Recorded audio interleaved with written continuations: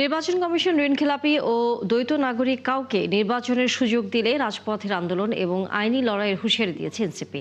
শনিবার রাতে ব্রিফিংয়ে দলটির নির্বাচন পরিচালনা কমিটির চেয়ারম্যান আসিফ মাহমুদ সজীব ভুঁইয়া সতর্ক করেন, ইসি কোনো দলের প্রতি পক্ষপাত আচরণ করলে কমিশন পুনর্গঠনের আন্দোলনে নামবে তারা। আরও জানাচ্ছেন মোহামিনুল খান অপু।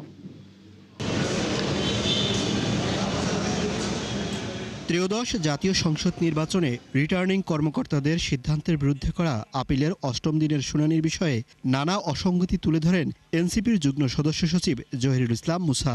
দ্বৈত নাগরিকত্ব যে নির্বাচনে অংশগ্রহণ করতে পারবে না, এটি একটি সাংবিধানিক বিধান। সাংবিধানিক বিধানের ব্যাখ্যা দেওয়ার এখতিয়ার সংবিধানের যারা রক্ষক, সংবিধানের যারা গার্ডিয়ান রয়েছেন, বাংলাদেশ সুপ্রিম কোর্ট, তারাই দিতে পারেন। এবং ইতিপূর্বে বাংলাদেশ আপনাকেই বলছি, ইন্স্যুরেন্স করলে সিটিতে সুরক্ষা পাবেন নিশ্চিত।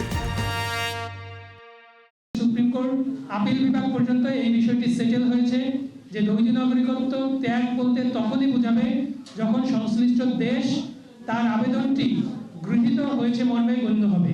বাংলা মোটরে দলটির কার্যালয়ে সংবাদ সম্মেলনে এনসিপির নির্বাচন পরিচালনা কমিটির প্রধান আসিফ মাহমুদ বলেন, ইসি ঋণখেলাপি ও দ্বৈত নাগরিক কাউকে নির্বাচনের সুযোগ দিলে রাজপথে নামবেন তারা।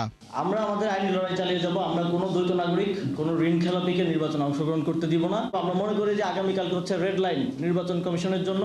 যদি তারা সেখানে পক্ষপাতিত্বের কিংবা কোনো ফাঁকফোকর দিয়ে ঋণখেলাপি এবং দ্বৈত নাগরিকদেরকে পার করে দেওয়ার চেষ্টা করে, তাহলে আমরা এই নির্বাচন কমিশনের বিরুদ্ধে অ্যাকশনে যাব। হুঁশিয়ারি দেন, কোনো দলের পক্ষ নিলে কমিশন পুনর্গঠনের দাবি তুলবে এনসিপি। প্রয়োজনে কিছুদিন দেরি করে হলেও একটা সুষ্ঠু নির্বাচন আয়োজন করাই, যেন তারা একটা নির্বাচন তাড়াতাড়ি আয়োজন করার থেকে সময় নিয়ে একটা সুষ্ঠু নির্বাচন আয়োজন করাটাই থাকবে আমাদের মূল প্রায়োরিটি। বর্তমান নির্বাচন কমিশনকে কোনোভাবেই বিগত 3টি নির্বাচনের মতো যেন তেন ভোট করতে দেওয়া হবে না বলেও সাফ জানিয়ে দেন এই জুলাই যোদ্ধা। আমরা কোনোভাবেই একটা যাচ্ছেতাই নির্বাচন আয়োজন করার সুযোগ দিব না। মোহামিনুল খান অপু, ৭১, ঢাকা।